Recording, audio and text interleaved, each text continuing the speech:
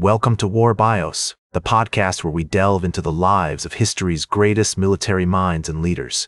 I'm your host, General Biography, and today we're going to explore the fascinating life of Akbar the Great, the renowned Mughal emperor who left an indelible mark on Indian history.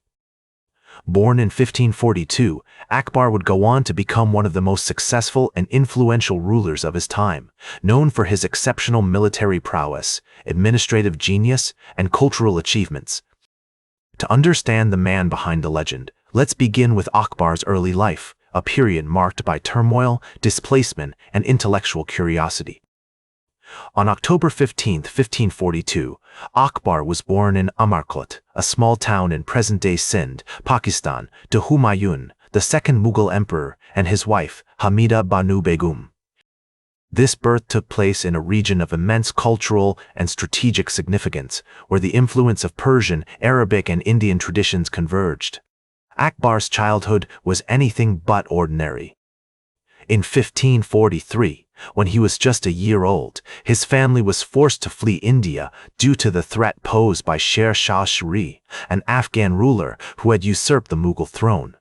This exile would have a profound impact on Akbar's upbringing and worldview. The family's journey took them through the treacherous terrain of Afghanistan and eventually to the safety of the Persian court in 1544. In Persia, Akbar was exposed to the rich cultural heritage of the Safavid Empire under Shah Tahmasp I. This period of exile proved pivotal in shaping his intellectual and artistic inclinations. He was tutored by some of the most renowned scholars of the time, including Abdul Latif and Bairam Khan, who instilled in him a love for learning, literature, and the arts. Akbar's curriculum was comprehensive, covering Arabic, Persian, Turkish, and Hindi, as well as mathematics, astronomy, and military tactics. The influence of Shia Islam during his time in Persia also had a lasting impact on Akbar's religious views, contributing to the tolerant and inclusive policies he would later implement in his empire. This exposure to diverse cultures and beliefs laid the foundation for his future role as a unifier of India's disparate regions and communities. In 1555, when Akbar was just 13 years old, his father, Humayun, returned to India with a small army, determined to reclaim his throne. Akbar accompanied his father on this campaign, gaining valuable experience in military tactics and leadership. The journey was fraught with danger, taking them through the mountain passes of Afghanistan, where they faced numerous challenges and hardships. However, Humayun's reign was short-lived, and he died in 1556, leaving Akbar to succeed him as the second Mughal emperor at the tender age of 14. This marked a significant turning point in Akbar's life, as he was thrust into the midst of a tumultuous world, with various factions vying for power and influence. As Akbar ascended to the throne in 1556, he faced numerous challenges, including rival claimants, rebellious nobles, and external threats from neighboring kingdoms. However, he demonstrated exceptional leadership skills, strategic thinking, and adaptability, which enabled him to overcome these obstacles and expand the Mughal Empire. One of Akbar's most significant military campaigns was against the Rajput kingdom of Chittor, which he successfully captured in 1568 after a prolonged siege. This victory marked a turning point in his relations with the Rajputs, as he subsequently married a Rajput princess, Jodha Bai, and formed alliances with other Rajput kingdoms. These strategic marriages and alliances helped to consolidate his power and expand his empire. Akbar's military prowess was not limited to conquests. He also implemented significant reforms in the Mughal army. He introduced a new system of organization where soldiers were paid in cash rather than being granted land or jagirs. This reform helped to create a more professional and loyal army, which played a crucial role in his future campaigns. In addition to his military achievements, Akbar is also renowned for his administrative genius. He established a robust system of governance, which included the creation of a centralized bureaucracy, an efficient revenue collection system, and a network of roads and communication systems. These reforms helped to promote economic growth, stability, and prosperity throughout his empire. Akbar's commitment to tolerance and intellectual curiosity is also evident in his cultural achievements. He was a patron of the arts, and his court attracted scholars, poets, and artists from all over the world. He encouraged the translation of important works from Persian, Arabic, and Greek into Hindi and other Indian languages, which helped to promote a culture of learning and intellectual exchange.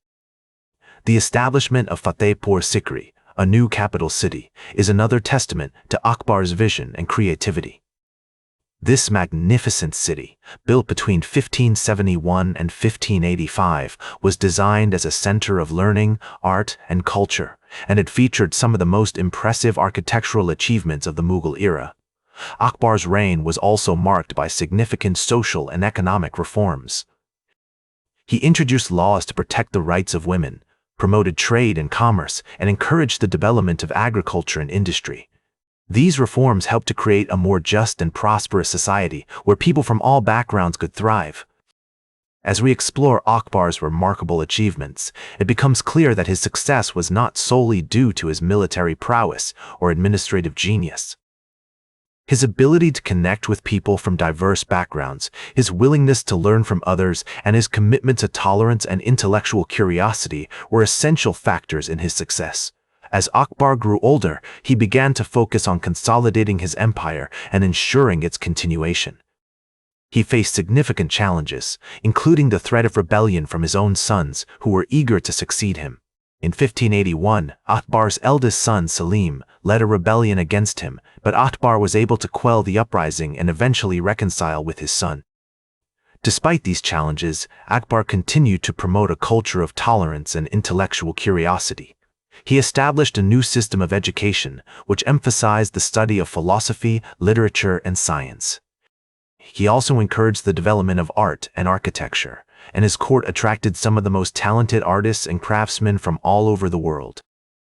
One of Akbar's most significant achievements in his later life was the establishment of the Din-e-Ilahi, a new religion that sought to promote unity and understanding among people of different faiths. The Din-e-Ilahi was based on the principles of tolerance, compassion, and justice, and it attracted followers from all over the empire. Akbar's commitment to tolerance and intellectual curiosity is also evident in his relationships with European travelers and diplomats. He was particularly fascinated by the stories of Jesuit missionaries who came to his court to spread Christianity. Akbar engaged in lengthy discussions with these missionaries, asking them questions about their faith and sharing his own thoughts on spirituality. As Akbar's health began to decline, he became increasingly concerned about the succession crisis that would follow his death. He had several sons, each of whom had a claim to the throne, and Akbar knew that a bitter struggle for power was likely to ensue. In an effort to prevent this, Akbar established a council of regents who would govern the empire until his successor was chosen. Akbar died on October 27, 1605, at the age of 63. His death marked the end of an era, and his empire was plunged into a period of turmoil and instability. However, despite the challenges that followed, Akbar's legacy endured. He is remembered as one of the greatest emperors in Indian history, a man who promoted tolerance, intellectual curiosity, and cultural exchange. In the words of the historian Abul Fazl, Akbar was a king who ruled with justice and compassion, and his reign was marked by peace, prosperity, and happiness. Akbar's legacy continues to inspire people around the world, and his commitment to tolerance and intellectual curiosity remains an important reminder of the power of human connection and understanding. His story is a testament to the enduring power of human creativity, compassion, and wisdom. That's all for today's War Bios. Remember to like, share, and subscribe, and until next time, I'm General Biography reminding you to keep marching toward victory.